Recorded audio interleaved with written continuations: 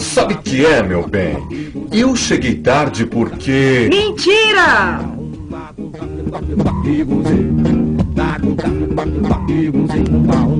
Ei, você conhece aquela última do português?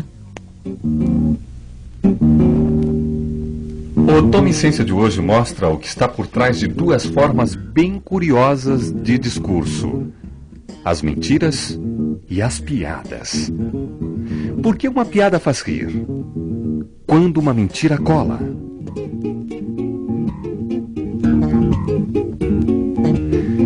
Sabe o que é, patrão?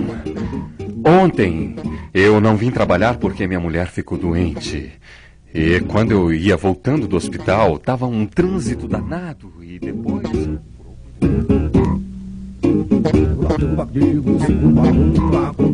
Existem bons mentirosos e maus mentirosos. Mas todo mundo já contou uma mentirinha na vida. Mentir requer muita habilidade. Requer saber controlar vários mecanismos da língua. Mas como é que se aprende a mentir? Quando é que se começa a mentir? O aprendizado da mentira e as primeiras tentativas de mentira são objeto de estudo da linguista do Instituto de Estudos da Linguagem da Universidade Estadual de Campinas. Nossa repórter Anita Natividade foi até Campinas para ouvir a professora Maria Cecília Perroni. Professora Maria Cecília, aprender a mentir, evidentemente, implica em aprender vários mecanismos linguísticos. Eu queria, em vez de começar a entrar diretamente na questão da mentira, entrar um pouco em como é que foi feito esse trabalho de estudar a aquisição da linguagem. E depois a gente vê um pouco a questão da mentira. Você tem razão. O interesse inicial é a aquisição da linguagem tal como ela se dá em situações, digamos, naturais. A criança normal, nos nossos dados, são crianças dessa classe que a gente pode chamar de socioeconômica cultural média. A criança normal em interação com um adulto interlocutor básico, que geralmente é a mãe. Então, o interesse da pesquisa é tentar acompanhar o processo de desenvolvimento da linguagem ou a construção da linguagem pela criança. E aí você pode observar inúmeros aspectos ou, digamos, subpartes desse desenvolvimento mais complexo, não é? Entre elas a capacidade de narrar ou a capacidade de contar mentiras, como foi essa pesquisa na qual eu trabalhei. Que tipo de mecanismo está envolvido no contar uma mentira? Quer dizer, as pessoas, vamos dizer, principalmente crianças, precisam desenvolver e dominar uma série de habilidades linguísticas para poder mentir. Quer dizer, costuma-se dizer que um bom mentiroso precisa ter primeiro uma boa memória, né? E depois fazer a mentira parecer verdade. São duas características. Eu queria então que a senhora me falasse um pouco dos mecanismos envolvidos nessa habilidade que é mentir. Você fala em provérbios e existe um ditado, digamos, italiano que diz também que se non è vero è bene trovato, que é exatamente isso. Essa questão da mentira é uma questão complexa, porque a distinção, a diferença entre verdade e mentira, em muitos casos é difícil de ser estabelecida. Então, a definição de mentira que eu uso e que eu julgo adequada para esses casos é uma definição da pragmática moderna, atual, na área da linguística, nessa parte dos estudos da linguagem, e que propõe que não existe mentira fora da construção de um discurso. E esse discurso, digamos, o aspecto mais importante dele é que ele tem que soar plausível, ou ele tem que ter uma coerência interna. Agora, o que é soar plausível, ter uma coerência interna, é relacionado exatamente a esse aspecto de levar o seu interlocutor a crer que tal informação que você, o falante, sabe que é falsa. Então, levar o interlocutor a crer que essa informação é verdadeira. Então, esse mecanismo joga com muita coisa, não só com domínio de uma construção, de um discurso coerente, mas também com o domínio do conhecimento do outro, ou seja, a capacidade de representar o outro, isto é, o seu conhecimento acerca das crenças do seu interlocutor, que é realmente uma coisa complexa.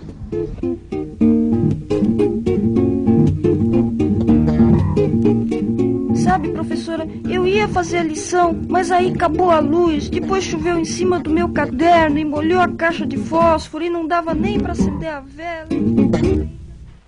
Agora, existem outros níveis que podem ser mais sutis, quer dizer, uma cara, ou um jeito de olhar, ou não olhar diretamente para o interlocutor, várias coisas, coisas que a gente está habituado a detectar numa pessoa que mente. Ou a gente pode até dizer, aquele fulano tem cara de mentiroso.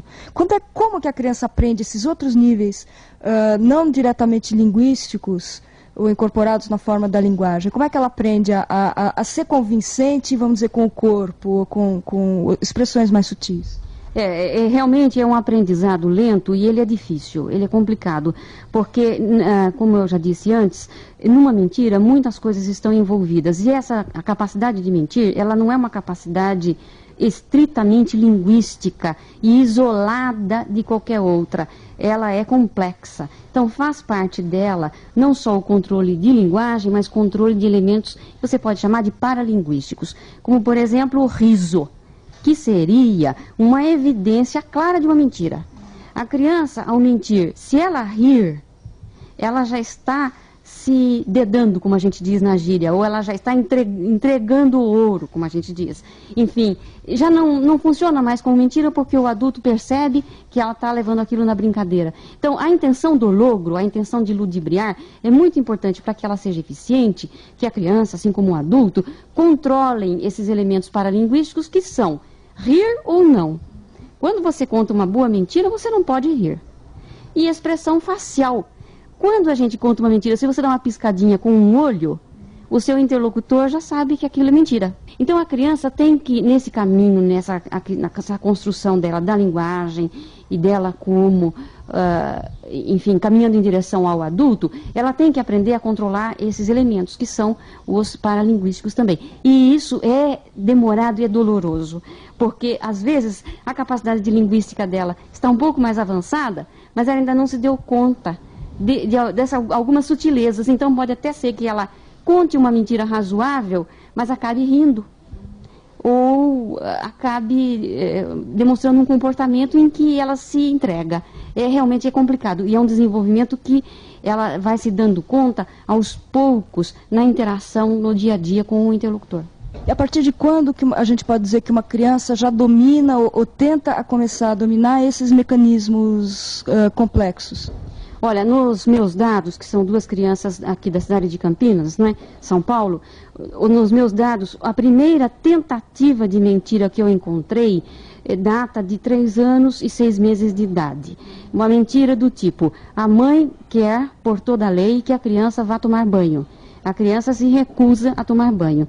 Então, ela sabe que se ela continuar insistindo somente dizendo não vou, ou não vou porque não quero, ela não vai conseguir nada. Ela vai aprender nessa interação do dia a dia com o adulto que ela tem que argumentar de uma forma mais convincente.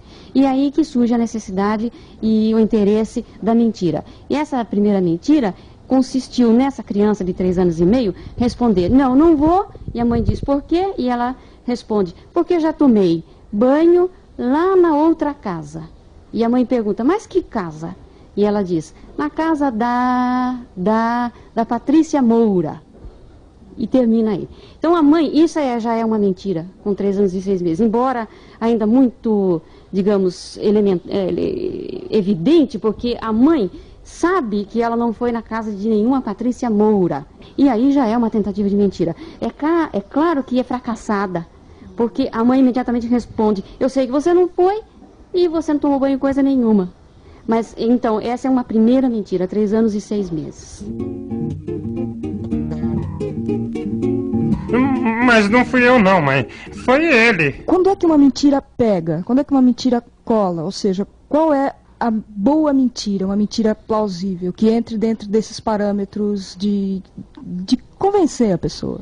Isso é interessante, é uma pergunta interessante, porque a gente observa que com 5 anos de idade a criança domina essa capacidade, essa técnica, digamos, de contar uma boa mentira. E uma boa mentira seria aquela em primeiro lugar, que não fere nenhum elemento do sistema de referências do adulto. Eu vou explicar o seguinte, eu vou explicar da seguinte forma. Você contar uma mentira para sua mãe, dizendo que quem perdeu o dinheiro do lanche foi a bruxa que te tomou na escola, ou foi um sapo que engoliu o dinheiro, isso fere o sistema de referências do adulto, porque o adulto sabe que não existem bruxas ou que sapos não vão engolir o dinheiro do lanche da criança. Então essa não é uma boa mentira. Ela, em primeiro lugar, ela não pode ferir o sistema de referências do adulto.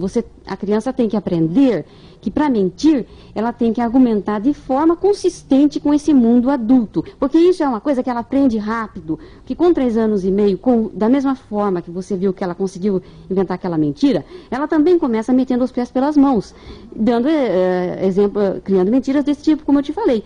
Quer dizer, é claro que é uma mentira mal pregada, digamos, e que não vai atingir os objetivos que é de se safar de imposições ou situações embaraçosas para a criança, não é?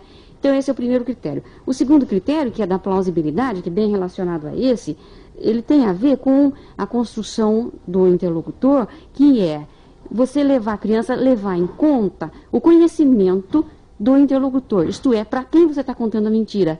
Então ela tem que representar-se. O que esse adulto, essa outra pessoa, sabe a respeito daquilo que ela está mentindo. Então, o melhor tipo de discurso para uma boa mentira é o discurso narrativo. Porque no discurso narrativo você remete a eventos já ocorridos há um certo tempo atrás, no passado. Então, quanto mais distante no passado, mais difícil de comprovar ou não. Então, uma boa mentira com 5 anos seria, por exemplo, você narrar que essa tesoura é minha, a criança está insistindo que a tesoura é dela, e não é a tesoura da mãe. E é claro que as duas sabem que a tesoura é da mãe. E a criança quer insistir que a tesoura é dela, então ela vai argumentar com um discurso narrativo. É minha sim, porque foi meu pai que me deu. E você não estava aqui no dia que ele me deu. Foi aquele dia que nós fomos à cidade e fomos pela Barão de Itapura, na loja de tesoura, viu? Quer dizer, a mãe, embora saiba que a tesoura não é dela, a mãe fica um pouco desarmada diante dessa argumentação da criança. Por que uma mentira bem elaborada? Por quê? Porque soa plausível.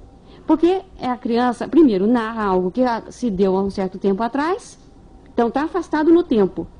E está afastado no espaço também, porque ela argumenta que saiu com o pai, a mãe não estava no momento e teria ido a uma loja, que ela diz loja de tesoura. Uma loja que não é mais aquele espaço, então é a liberação do espaço e do tempo do momento da enunciação. Então essa seria uma boa mentira, aquela que é plausível, que é coerente, ligada a um discurso, ou construída dentro de um discurso narrativo.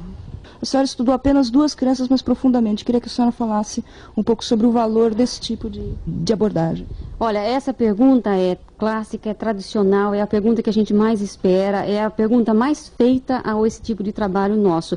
Porque, na verdade, é um trabalho, digamos, inovador, no sentido de que a gente não está reduplicando experimentos com um bando de crianças em que você vai testar um aspecto de um tipo de reação, ou no sentido de capacidade de produção ou de compreensão separadamente, não é nada disso. Então, o estudo é longitudinal porque o objetivo principal é observar passo a passo, lentamente, como se dá a construção da linguagem na criança.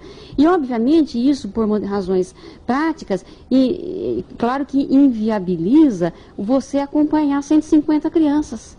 Gravando uma vez por semana e dando conta desses dados. Então, o interesse é você tentar reconstruir o processo. E esse aspecto de reconstrução do processo é onde falham os experimentos. Porque os experimentos, eles podem te dar conta de um momento, eles fazem cortes no tempo. Então, eles podem te dar uma boa descrição de um momento, de um fato determinado num determinado grupo de crianças. E eu pergunto, e onde fica a história desse processo? Onde fica o desenrolar? Onde fica a linha desse desenvolvimento? Se você quer ter uma visão mais completa de como a linguagem é construída pela criança. O longitudinal é o tipo de estudo que permite isso. Mente ainda é uma saída, é uma hipótese de vida. Mente sai dizendo que me ama. Mente espalha essa fama, me chama de meu amor constantemente no meio de toda a gente, a sós entre nós dois. Mente. Como vocês viram, mentir exige muita habilidade. Mas outra forma de discurso que também exige habilidade é o humor, a piada. Por que um determinado texto faz as pessoas rirem? Porque uma piada é engraçada. As piadas são o tema das pesquisas feitas no Departamento de Linguística do Instituto de Estudos da Linguagem pelo pesquisador Círio Pocente. Nós estamos com o professor Círio Pocente, que é pesquisador do Departamento de Linguística do Instituto de Estudos da Linguagem da Universidade Estadual de Campinas. E ele tem um tema de pesquisa que é, no mínimo, insólito. Ele estuda piadas, ou mais especificamente, o mecanismo envolvido na produção do humor. Por quê, professor Círio? Uma coisa que é relativamente importante do ponto de vista metodológico é você decidir trabalhar com um tipo de dado que seja de alguma maneira crucial. Então, por exemplo, dados de criança ou dados de pidgin ou de crioulo, isso é dados de línguas nascendo ou de pessoas aprendendo a falar, são um tipo de dado que serve muito bem para se testar um conjunto de hipóteses de uma teoria, digamos, que na qual uma pessoa acredite. Eu estou tentando mostrar, de alguma maneira, que as piadas são uma coisa muito séria, isto é, que elas exibem à luz do dia, muito claramente, um conjunto de mecanismos da linguagem, mecanismos usuais da linguagem, de forma extremamente concentrada.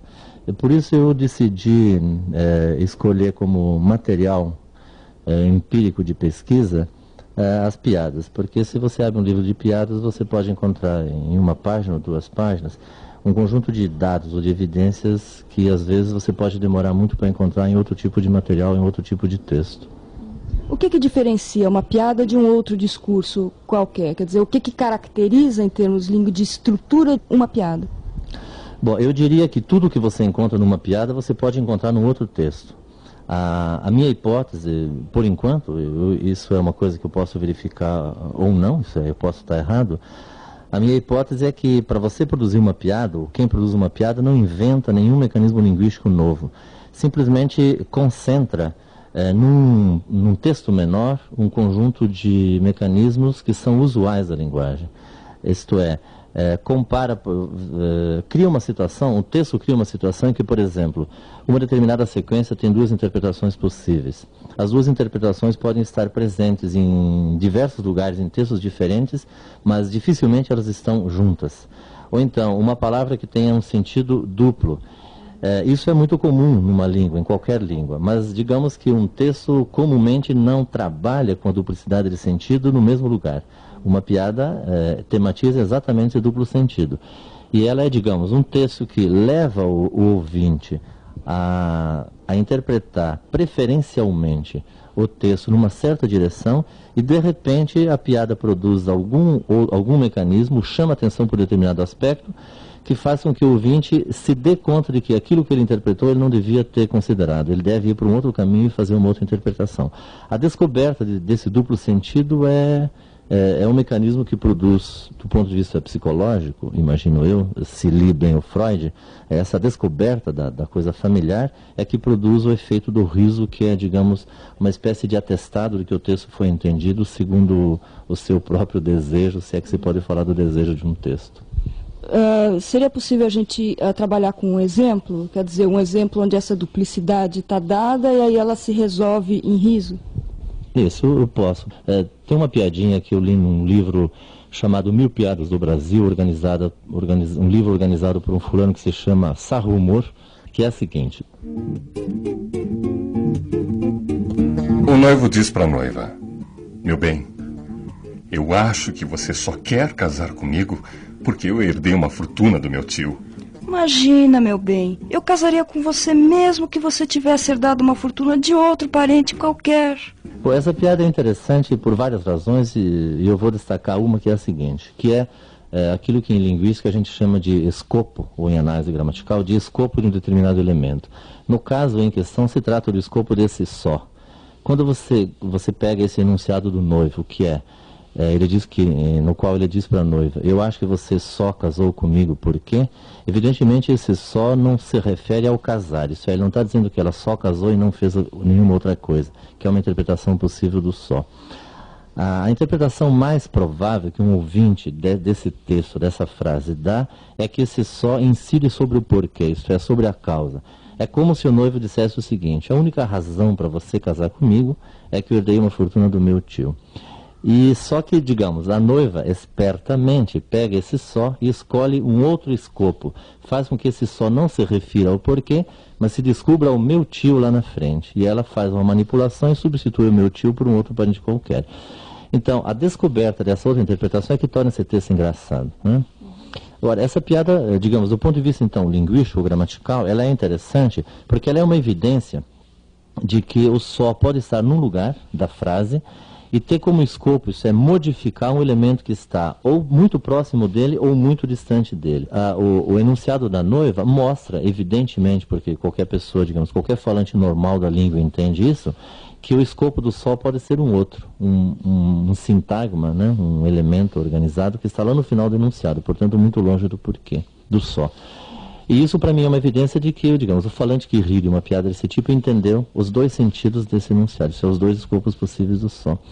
Isso serviria, digamos, para tirar um monte de consequências práticas do tipo, um falante normal, um usual, não aquilo que a gente considera um cara que sabe português no sentido escolar, isso é aquele que sabe gramática, não, um falante normal do português, de qualquer língua, para entender uma piada tem que ter um conjunto de habilidades muito específicas, que em geral, digamos, a escola não descobre. Digamos, uma pessoa, se ela tiver um problema qualquer, uma lesão qualquer, ela pode não entender uma piada desse tipo. Tem um caso de uma pessoa que o senhor está estudando que não ri de piadas, que não entende, é um afásico. O que está acontecendo? Quer dizer, qual é o mecanismo aí do qual essa pessoa está carente? Bom, eu tenho uma colega que trabalha com afasia, estuda problemas de linguagem decorrentes de alguma lesão. E ela estava fazendo testes com ele e descobriu, por exemplo, que ele não conseguia entender provérbios. E como ela sabe que eu mexo com esse tipo de texto humorístico, ela me pediu para eu ter algumas sessões com ele e discutir piadas, contar piadas e ver se ele entendia ou não entendia. E tentar discutir com ele por que um texto significava isso ou aquilo. E eu percebi, por exemplo, uma coisa. Para mim, eu estou no estágio muito inicial e eu sei qual é o problema, digamos, do ponto de vista linguístico, mas eu não sei o que significa do ponto de vista neurológico. Mas eu sei, por exemplo, que eu descobri com ele, se ele não mudar, né, que ele não entende nenhuma piada que exija a manipulação, por exemplo, do duplo sentido de uma palavra ou de uma expressão, ou um sentido mais amplo e um mais estreito da mesma palavra. Ele não consegue manipular. Por exemplo, uma piadinha breve do tipo, o menino disse para a menina, essa aqui é a casa que eu nasci. E a menina diz, eu não nasci em casa, eu nasci no hospital. E o menino responde, por quê? Você estava doente?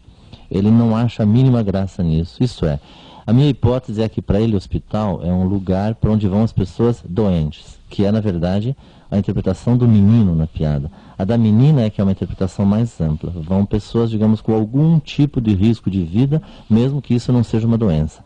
Isto é uma interpretação mais elástica, num frame, né, um esquema mais elástico para o uso da palavra hospital. Então eu poderia dizer alguma coisa do seguinte sentido, para usar uma terminologia muito tradicional e que não é muito correta.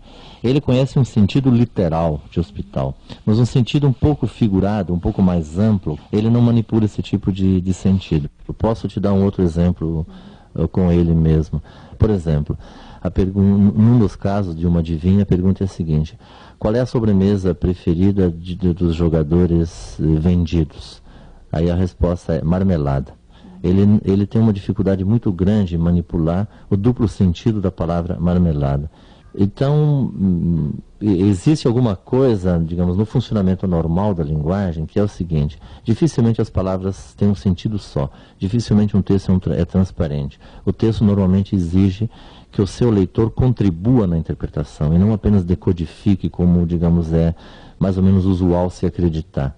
As línguas exigem a contribuição do ouvinte, a contribuição do leitor para o texto ser entendido. Então, as piadas são exemplos ótimos para me mostrar quais são, digamos, os mecanismos da própria língua para a produção de sentidos superpostos, ambíguos, por exemplo, e quais são os conhecimentos de mundo, de cultura, que o ouvinte tem que ter para entender um texto e que não estão codificados no texto, né? Então a piada é um exemplo ótimo desse tipo de coisa, que, na minha opinião, todos os textos têm, mas não exibem tão claramente. Então a minha ideia é que, analisando piada, eu vou fornecer para outras pessoas, digamos, exemplos mais claros em favor de certas hipóteses que têm como exemplo, às vezes, coisas um pouco mais obscuras. Isso pode ser utilizado, sei lá, por professores interessados em questões de leitura. Por exemplo, eu me dou conta, às vezes, de que crianças que são maus alunos, do ponto de vista da escola, do ponto de vista daquilo que a escola acha que é domínio da língua, eles tiram 4, 3 em texto, interpretação de texto, ou redação, coisa do gênero, e que diante de um programa de humor não perdem uma, só entendem literalmente tudo. E as piadas frequentemente são sutis, o que significa que essas crianças têm um domínio suficiente de textos relativamente sofisticados. E espantosamente elas são maus alunos. Isso significa, do meu ponto de vista, que a escola é que está analisando a linguagem equivocadamente. Se colocasse esses alunos a analisar textos reais, vivos, de interesse, provavelmente esses alunos exibiriam um conhecimento linguístico muito sofisticado.